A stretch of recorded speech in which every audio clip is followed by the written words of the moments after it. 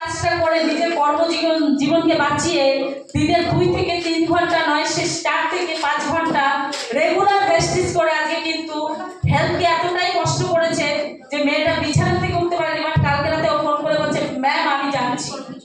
আজকে তার জন্য ব্যস্তিদের জন্য নয়, ওর নিজেদের প্রতি ভালোবাসা, ও নিজের কাজের প্রতি ভালোবাসা। আমি আরেকবার হাততালি চাইবো আপনাদের জন্য, একটা জোরদার হাততালি হবে, জোরে জোরে। So good morning everyone. তো থ্যাংক ইউ সো মাচ সবাইকে এতটা রেসপেক্ট দেওয়ার জন্য। তো আমার নাম অত্রিনা অধিকারী, তো অলোক স্যারের মতোই ডবল এ আমার নামেও আছে, রাইট? তো আমার যে আপলাইন এবং স্পন্সর হিমাদ্রি স্যারের জন্য একটা বিগ ক্ল্যাপিং হবে, এবং তার সাথে অলোক স্যার থেকে আরম্ভ করে সকল আপলাইন এবং স্পেশাল গাইডেন্স আমি পাই ডেইলি স্যার দেবের থেকে, তো ওনাদের জন্য একটা বিগ ক্ল্যাপিং হবে।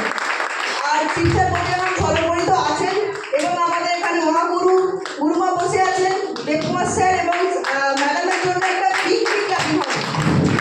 তো সবার থেকে কিছু না কিছু জিনিস শিখি এবং রীতিমতো শিখতেই থাকি। একটা আমি যে স্টোরি বলতে চাই, আমরা একটা নচিকেতার খুব ভালো একটা গান জানি, বৃদ্ধাশ্রম, রাইট? তো ওটা একটা গল্প আছে।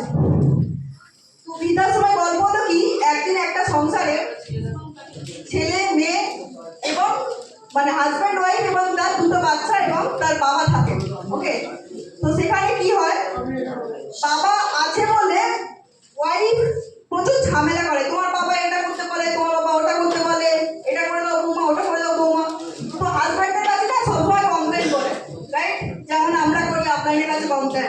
ওকে, তো তারপর কি হয়, তখন ছেলেটা খুব মানে এত শুনেছে, ছেলেটা বলে না এর একটা উপায় বার করতে হবে। তো ছেলেটা তখন কি করে, বাবাটাকে নিয়ে গিয়ে বলছে, বাবা চল আজকে তোমাকে একটু বেরিয়ে নিয়ে আসি। কোথায়? চলো একটা পরীক্ষায় ঘুরিয়ে নিয়ে আসি। তো তখন বাবা বললো ঠিক আছে। ছেলে যখন বলেছে তাহলে যাই। কোনো একটা সানডে দেখে বেরিয়েছে, বেরিয়ে দেখছে যে কি সুন্দর একটা পার্ক, পার্কের সামনে ছেলে একটা গাড়িতে নিয়ে যাচ্ছিল, 4 চাকা গাড়ি আছে।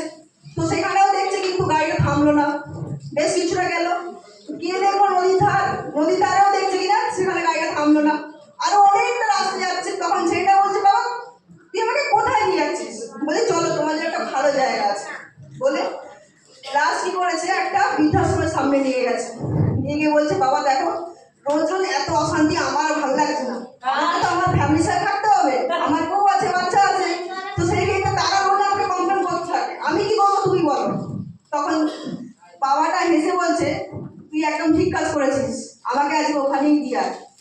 তখন বলছে, তোমার একটুকু দুঃখ হচ্ছে না? আমি তোমাকে বৃদ্ধাশ্রমে দিতে যাচ্ছি আর তুমি হাসছো।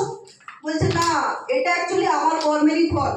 আমারও যখন বাবা মা ছিলেন, আমিও আমার বাবা মাকে না এইভাবে ঠিক বৃদ্ধাশ্রমে দিয়েছিলাম। তো আজকে সেই